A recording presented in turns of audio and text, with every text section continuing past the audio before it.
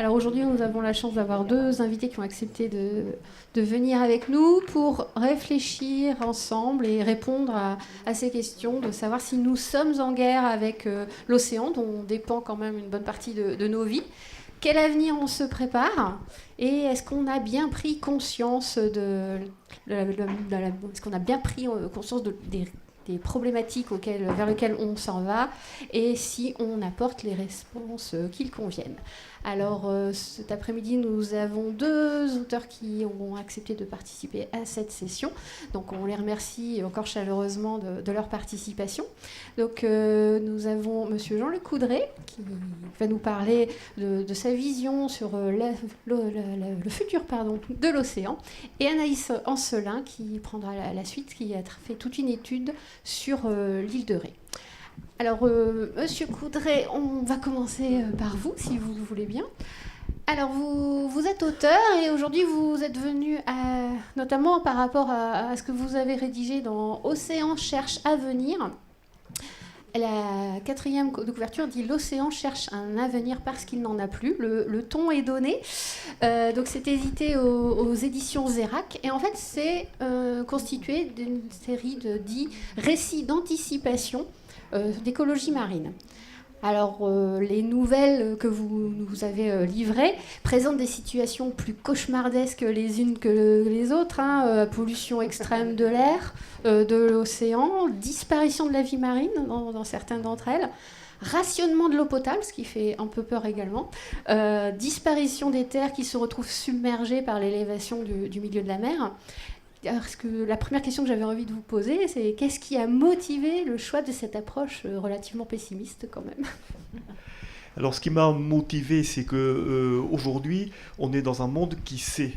Autrefois, il y a beaucoup de civilisations qui ont disparu pour des questions écologiques, mais qui ne savaient pas pourquoi elles ont disparu, et qui avaient d'ailleurs la possibilité de se déplacer ailleurs. Bon, alors nous, déjà, la situation inédite, c'est que ça se passe à l'échelle mondiale, et que donc on n'a pas d'autre endroit pour se sauver.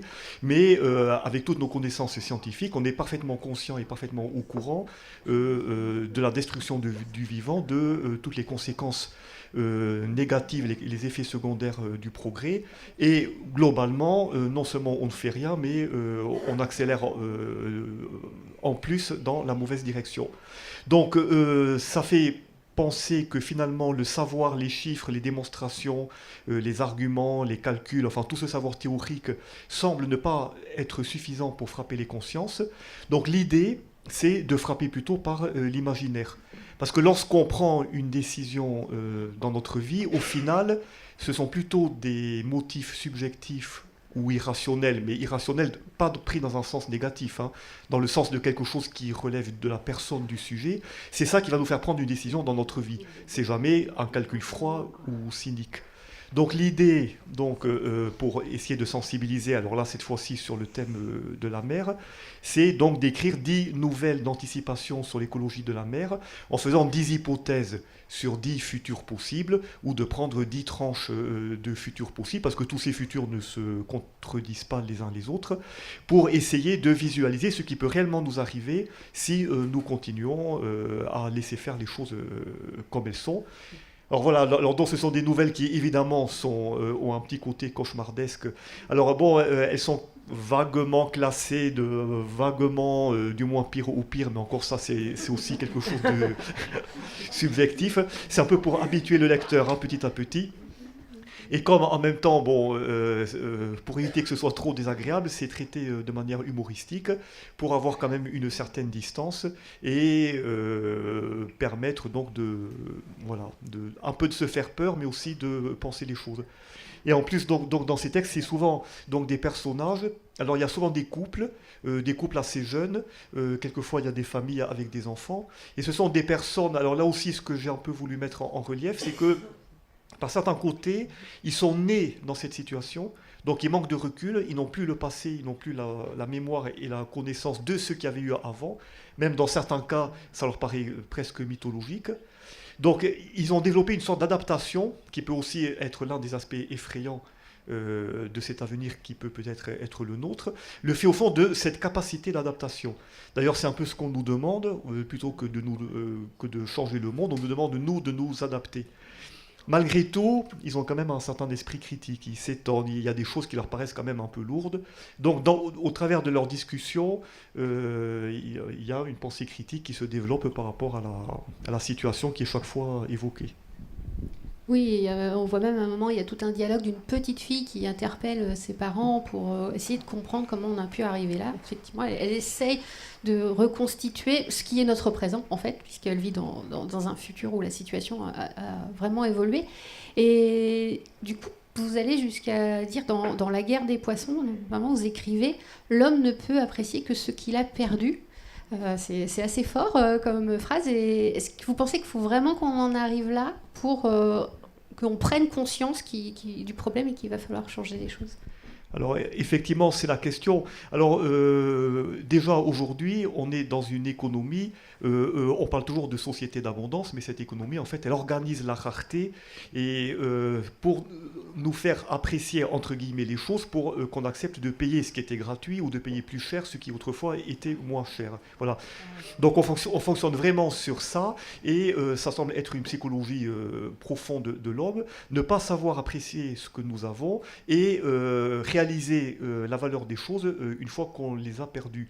Et là, pour l'instant, tant qu'on est dans un environnement où encore on respire, on boit encore de l'eau potable, on a encore, disons, l'essentiel pour notre confort, tout ce qu'on est en train de perdre, c'est souvent des choses qui sont assez loin, ça relève de l'imaginaire, on n'a pas cette capacité d'abstraction, et au final, on reste relativement indifférent. Alors je crois que ça concerne d'autant plus la mer, parce que les grandes campagnes qui font que les gens vont donner de l'argent au WWF ou à Greenpeace, etc., concernent toujours des animaux très emblématiques. Ça va être le panda, c'est un très joli nounours qui fait presque en peluche. On est tous touchés par le panda. Par contre, les poissons meurent d'une manière très très spectaculaire. Ça touche personne parce que c'est froid, on s'identifie moins à un poisson, où il va y avoir des disparitions d'insectes, il va y avoir... voilà. Bon, si des moustiques disparaissent, à la limite, on sera content, quoi, voilà. Donc, voilà, et c'est quand les choses disparaissent effectivement qu'on prend conscience de ce qu'on a perdu, mais le problème, c'est que quand c'est trop tard, c'est trop tard. Il faut vous relever quand même aussi qu'on se berce d'illusions en essayant de mettre en évidence la richesse de la biodiversité marine, de faire des beaux reportages, etc. Et dans une de vos nouvelles, on va jusqu'à suivre la dernière baleine et tout le monde suit la vie de la dernière baleine sur ce genre d'engin.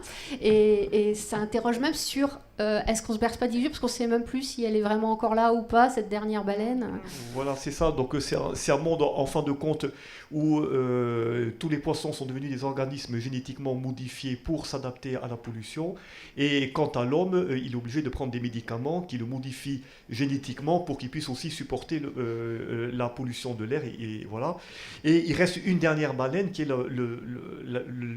la dernière bête, on va dire, biologique qui existe.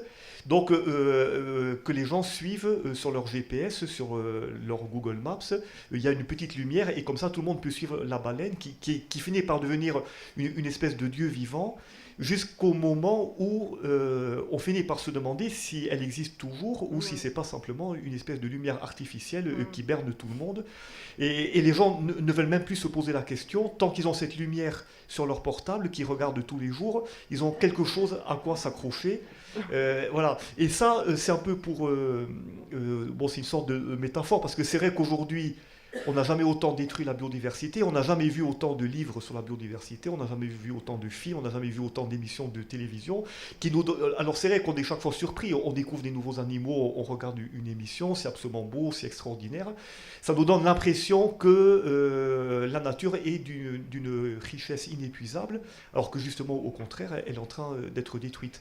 Comme l'idée qu'on découvre des nouvelles espèces. Ah ben si on découvre des nouvelles espèces, on a presque l'impression, ok on en détruit, mais d'autres apparaissent presque en même temps. Voilà.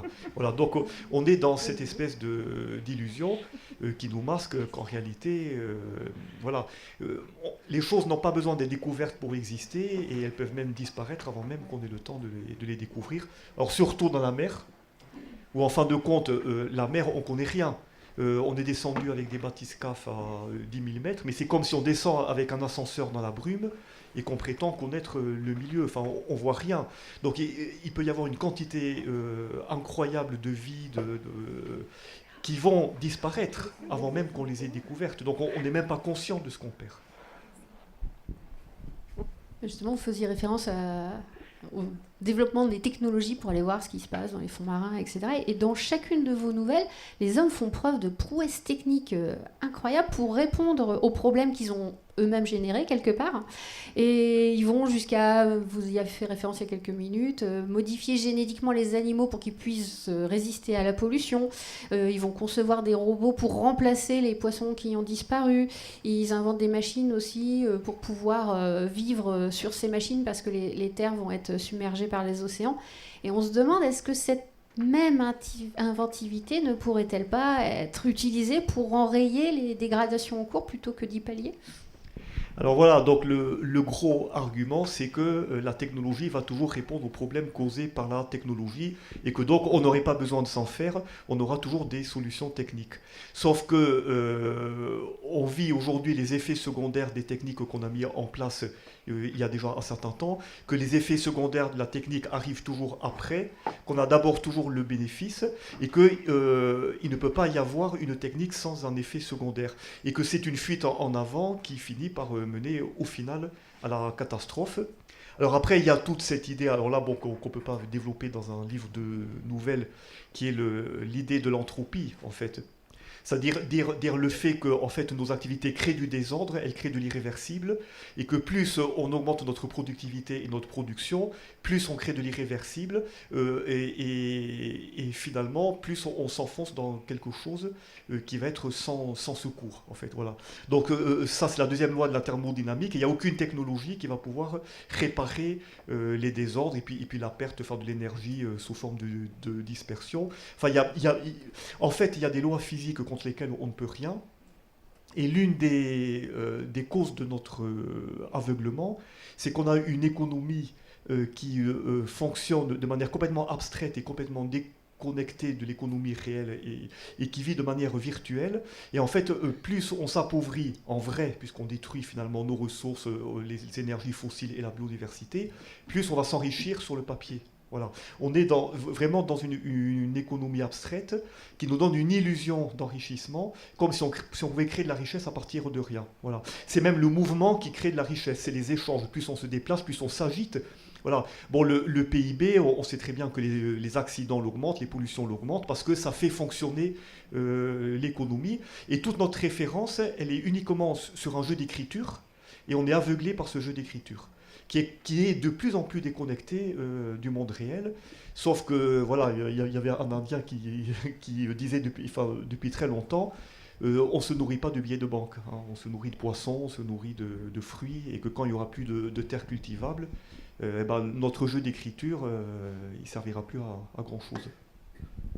Mais du coup, le fait de se tourner systématiquement vers ces solutions techniques, est-ce que c'est pas juste par peur d'affronter des choix de société et d'interroger notre relation à la nature ? C'est peut-être plus simple d'aller par là que... Alors voilà, globalement, c'est vrai que y a en fait tout un retour vers soi, parce qu'on est dans une société technique qui vit dans un fantasme, dans une idéologie qui est celle de l'objectivité et de la rationalité. On rationalise le profit, on rationalise tout avec la technique. La science aborde toujours les choses de manière objective. Et la pensée fonctionne sur la base de spécialistes et d'experts qui sont de plus en plus pointus dans des domaines de plus en plus étroits. Et on perd la capacité à la vision globale qui finalement relève du sujet humain et d'un rapport intuitif aux choses. Et donc il y a un moment, il faut oser faire ce demi-tour intérieur, revenir vers la personne en tant que sujet, parce que c'est finalement tout le sujet humain qui est dénié, et se reposer les questions. On rationalise tout, mais pourquoi ? Quel est notre rapport au monde ? Quel est notre rapport à la nature ? Et on est un peu dans une société où, parce qu'on a perdu la relation aux choses, je dirais qu'on vit dans la jouissance plutôt que de vivre dans le bonheur. On dit toujours tout le monde est à la poursuite du bonheur. Mais le bonheur, c'est quelque chose de calme, qui nous permet d'être en relation avec le monde. La jouissance, c'est quelque chose qui relève plutôt de la rupture et qui va rompre avec une dépression, avec une angoisse. Et on est dans une société qui fonctionne sur la jouissance, sur la vitesse, qui va produire des objets de consommation, des objets de jouissance. Alors ça va être les jeux vidéo, ça va être tout ce qu'on connaît. Et on finit par être complètement déconnecté de notre capacité à se contenter simplement d'être et de contempler les choses simples. Voilà. Et justement, ces choses simples, elles sont en train de disparaître sous nos yeux. Et on est masqué un peu comme un drogué, qui va être masqué par son illusion. Alors ça va être justement tous les écrans qui peuvent nous montrer des belles vues de nature. Et pendant ce temps, derrière l'écran... Donc c'est vrai qu'il y a un rapport aux choses. Alors il y a le rapport à l'objet. Donc il ne s'agit pas de refuser toute technique, puisque l'homme est un animal technique. Mais si on commence à faire des choix, se dire, voilà, j'ai besoin de ça, ok, il me faut un ordinateur, parce que, voilà, moi je fais des livres, sans ordinateur, je ne peux plus travailler. Il me faut un ordinateur, il me faut Internet, mais je n'ai pas de téléphone portable parce que dans ma profession, ça ne sert à rien. Donc là, j'ai fait un choix. J'ai résisté pour la carte bancaire, j'ai été obligé de me rendre. Voilà, mais faire un choix, c'est se poser des questions, c'est donc commencer à penser, voilà, plutôt que d'être toujours dans ce rapport à la jouissance qui est un rapport presque, je dirais, comme un drogué qui a besoin d'une dose toujours de plus en plus forte sans penser à ce qu'il fait, quoi. Mais à un moment, vous dites que notre salut, il est peut-être aussi dans la poésie, qu'on aura besoin de poésie pour sauver cette nature et cet environnement. Oui, alors ça, c'est une histoire où c'est une petite fille qui attend dans son appartement son père qui est un mineur qui travaille dans les fonds sous-marins, parce que c'est le dernier endroit où il reste encore quelques petits minerais à prendre. Et elle, finalement, elle prend conscience d'une chose. Donc dans ce monde futuriste, tous les animaux ont disparu, il n'y a plus aucun poisson, et la seule vie qui reste est une vie microbienne. Et là, elle prend conscience que pour accéder à la vie animale, on a besoin maintenant d'un microscope, on a besoin de passer par la science, de passer aussi par tout l'appareil d'État qui soutient la science, etc., de passer par le monde technicien pour accéder à la vie qui va être sous forme de quelques amibes, de quelques microbes. Et elle finit par conclure plus tard, elle ne veut pas être comme son père qui est scaphandrier et qui vit quelque chose d'extrêmement difficile. Elle veut être scientifique, mais pour accéder à la poésie. Et au fond, la seule poésie possible dans un monde comme ça exige d'avoir un appareil scientifique, d'avoir un instrument technique. Donc c'est un peu pour montrer ça que j'ai raconté cette histoire.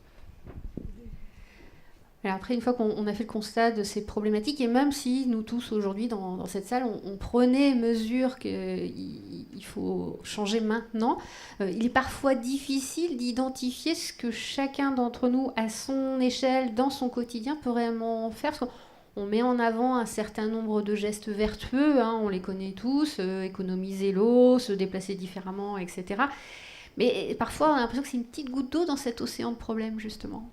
Alors voilà, ça c'est parce qu'il y a l'image du colibri qui éteint l'incendie avec sa petite goutte d'eau, et donc il faut que chacun fasse son effort en fermant le robinet, etc. Alors, évidemment, on ne va pas dire qu'il faut ouvrir les robinets à fond, c'est mieux d'économiser l'eau. Alors moi je fais partie du mouvement de la décroissance, et alors pourquoi ? Parce qu'en fait, c'est très bien de faire tous les gestes vertueux, mais tant qu'on est dans une économie de croissance, les écologistes finissent, bien malgré eux, par être les éboueurs du système et par le nettoyer pour qu'il puisse aller encore plus loin, encore plus longtemps. Donc il y a une sorte de perversion du système économique qui pervertit les gestes vertueux. Alors évidemment, ce n'est pas une raison pour dire, puisque c'est perverti, je vais m'acheter une 4x4 rouler à 100 à l'heure, etc.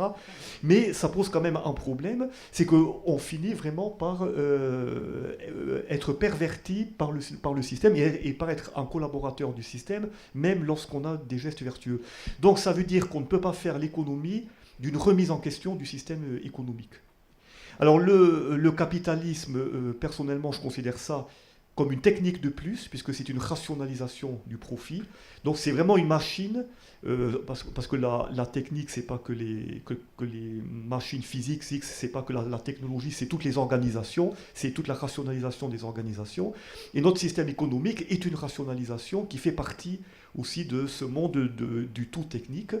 Et tant qu'on ne remet pas en question le principe d'une croissance infinie, bon alors ça on sait tous que dans un monde fini, comme on dit, il n'y a que les économistes qui peuvent encore y croire, en fait. Tant qu'on ne remet pas en question le principe de la croissance et le principe d'un monde productiviste, d'une certaine manière, ça sert presque à rien de fermer son robinet. Voilà. Donc, alors après, bon, une fois qu'on a dit ça, pour répondre à la question, qu'est-ce qu'on peut faire soi-même tout seul? Parce que ça, c'est très compliqué. Alors c'est vrai que là, j'ai tendance à dire que notre pouvoir, c'est pas le pouvoir d'achat, c'est le pouvoir de ne pas acheter. Et que là, on a une influence beaucoup plus importante parce que le talon d'Achille du système, c'est la vente. Voilà. Et donc, qu'est-ce qu'on achète? Où on l'achète? Est-ce que c'est dans les supermarchés? Est-ce qu'on va acheter bio, etc. Alors, on va nous dire, oui, le bio, c'est cher, mais peu importe. Si chacun n'achetait que, mettons, que les pâtes, le pain et le lait, ben déjà, il y aurait toute la filière du lait industriel qui s'effondrerait. Et puis, petit à petit, là il commencerait peut-être à avoir peur et à voir les choses différemment. Donc, on a quand même tous une responsabilité dans ce qu'on achète. Alors, bien sûr, le principe, c'est que chaque fois qu'un outil apparaît, bon, mettons le téléphone portable. Bon, au début, moi je dis voilà, je veux pas de téléphone portable. Bon, sauf qu'au bout d'un moment, de plus en plus, on ne peut plus commander sur Internet sans téléphone portable parce qu'il y a une vérification bancaire qui demande de passer par le téléphone, etc. On ne peut plus vivre. Enfin, c'est-à-dire que la société s'organise autour de l'outil qui rend indispensable quelque chose qui avant n'était pas du tout indispensable. Donc c'est pour ça qu'il ne s'agit pas de juger les personnes parce qu'elles vont avoir tel ou tel outil. On est quand même tous plus ou moins piégés par le système, mais on a quand même une certaine marge de manœuvre. Donc même le peu qu'on a, je pense que c'est là qu'on a notre responsabilité, ne pas se précipiter toujours sur les nouveautés, faire un choix, ne pas acheter forcément, voilà, essayer de réparer plutôt que d'acheter neuf. Parce que là aussi, on parle des robots qui remplacent de plus en plus les humains. Chaque fois qu'on jette pour acheter du neuf, une machine peut être fabriquée par un robot. Quand il s'agit de réparer, c'est beaucoup plus compliqué. Le robot, pour l'instant, il n'est pas vraiment capable d'aller réparer votre vélo. Donc c'est vrai que la réparation, c'est quand même privilégier l'humain, alors que jeter, c'est privilégier la machine. Voilà. Donc tout ça, c'est quand même des gestes qui peuvent, disons, toucher un peu le talon d'Achille des multinationales. Mais alors après, voilà, il faut que chacun s'y mette. Et puis, ne pas acheter, c'est un acte révolutionnaire qui coûte pas cher. Merci. Donc déjà, on voit quand même ces approches donc, de relation à la technique et de fait que ces choix que l'on fait chacun d'entre nous peut avoir un rôle, on espère positif en tout cas, sur l'océan.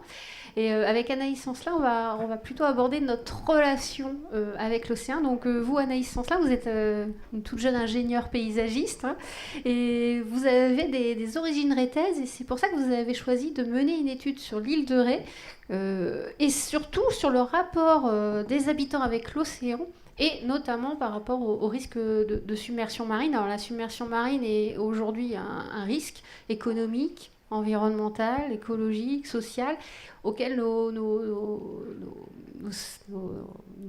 territoires littoraux ne peuvent plus faire autrement que d'y faire face. Et vous nous livrez donc les résultats de cette étude dans Atlas de l'île de Ré, archipel fragile île en devenir, qui est paru aux éditions La Geste.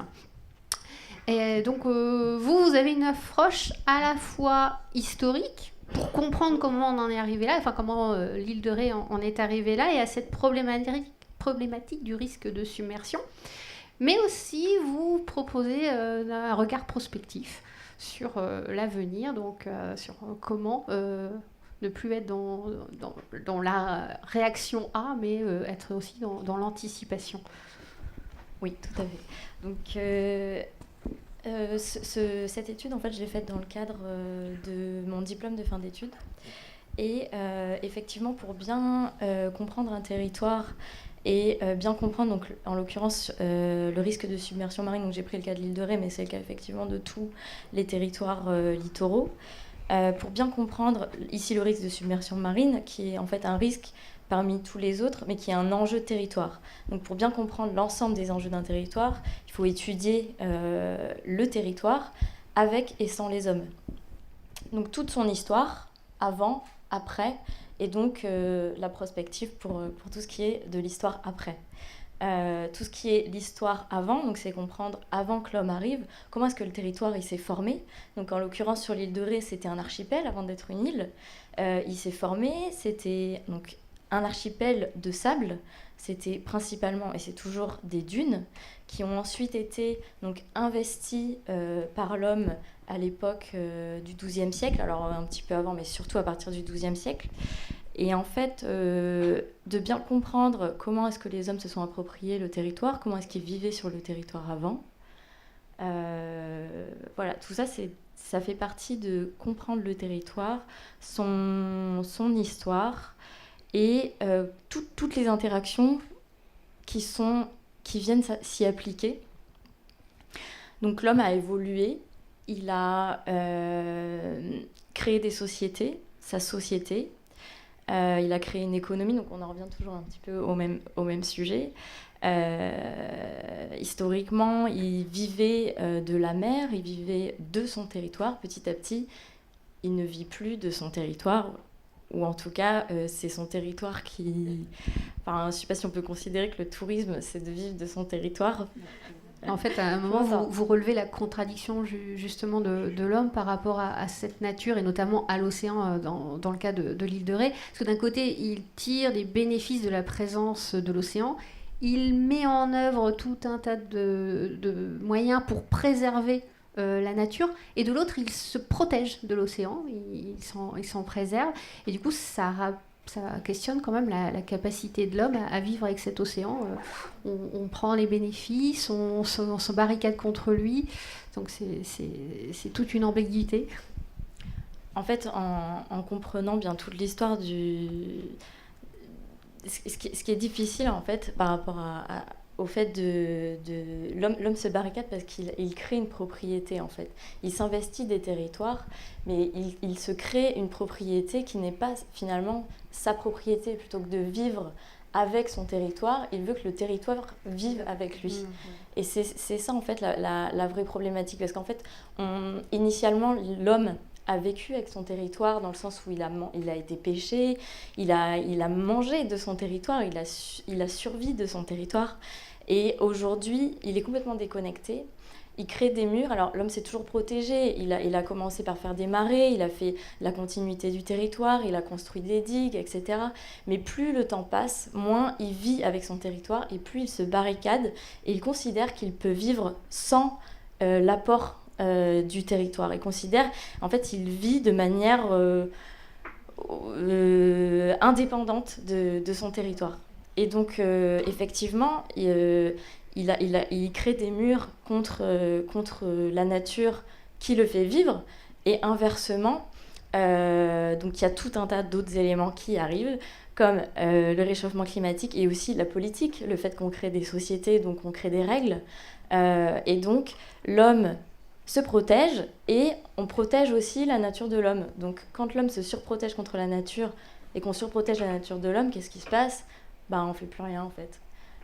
Tout est bloqué, tout est figé. Et on peut plus... C'est ce qui se passe sur l'île de Ré.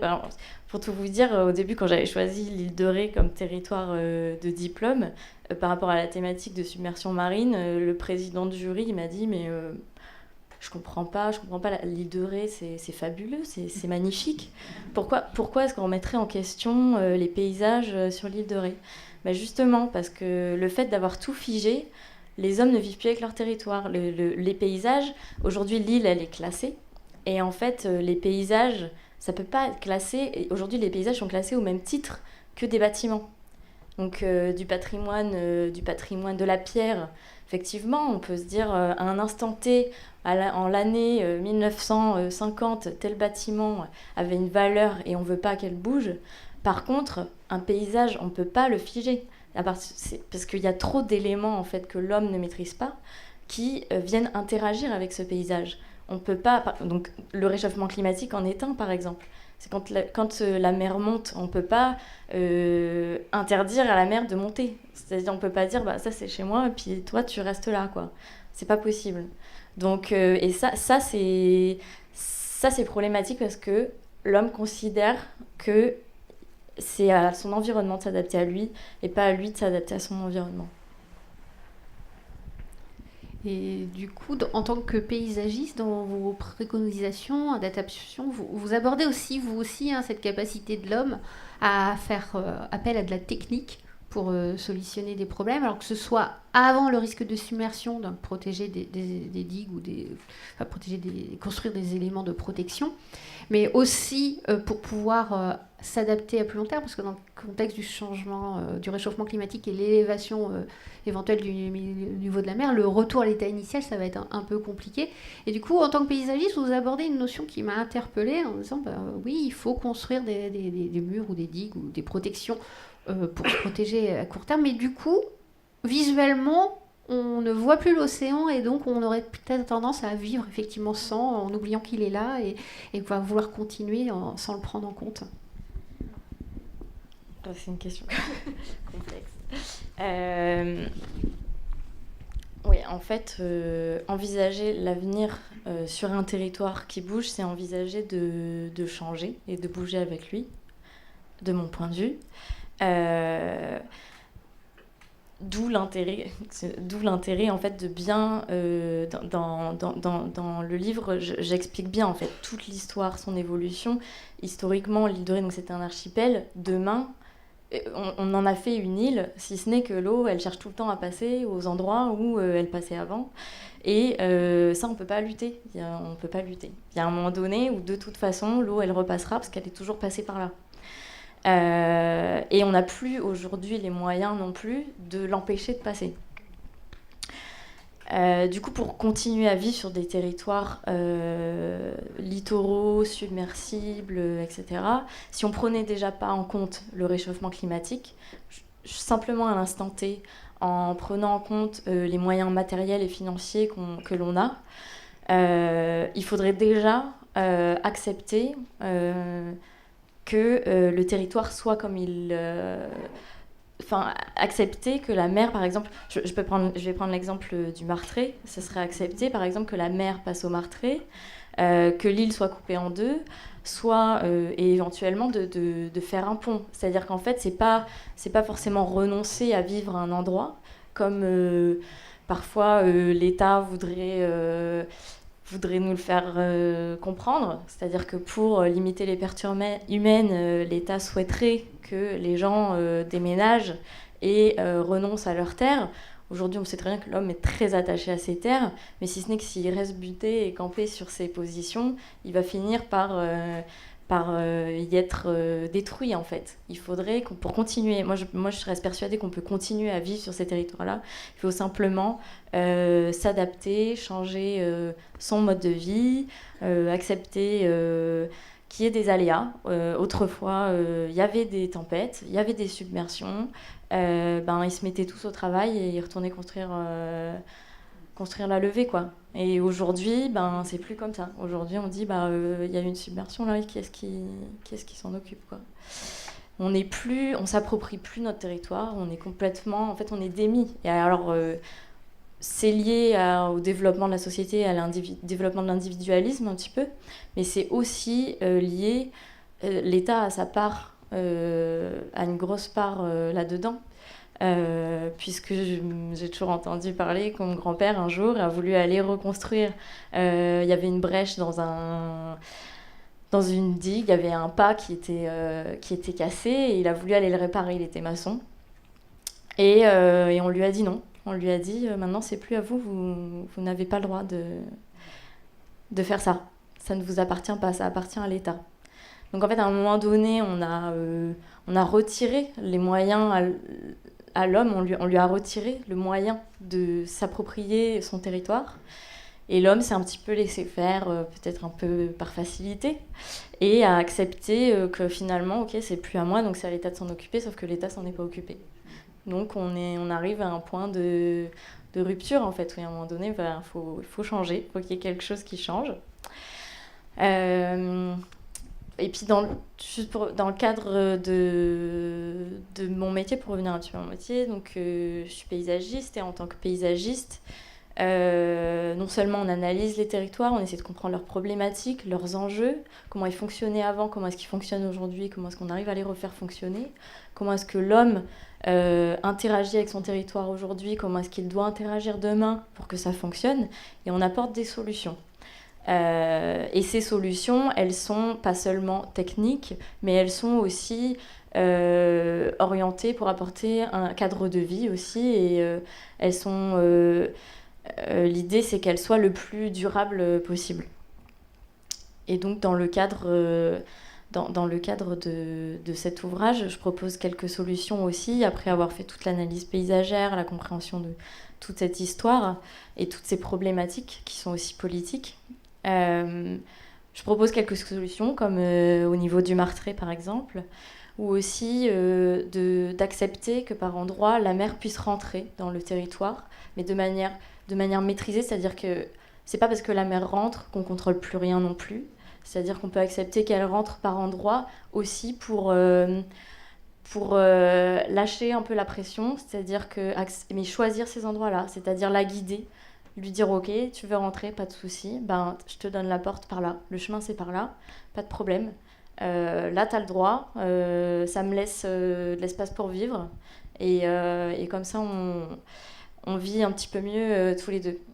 Et voilà, donc l'idée c'est aussi le fait de faire rentrer de nouveau la mer aussi, c'est aussi relier avec son environnement et comprendre ses aléas. Parce qu'en fait, le fait de ne pas avoir la mer, de vivre aussi dans son village, de vivre derrière la digue et de ne pas voir la mer, les marées, etc., on en perd en fait la connaissance. Il y a plein d'éléments sur le territoire. Je prends toujours l'exemple de l'île de Ré, mais il y en a partout. Sur l'île de Ré, les marais, aujourd'hui, on ne sait plus les faire fonctionner. Les marais, c'est un véritable potentiel pour limiter la submersion.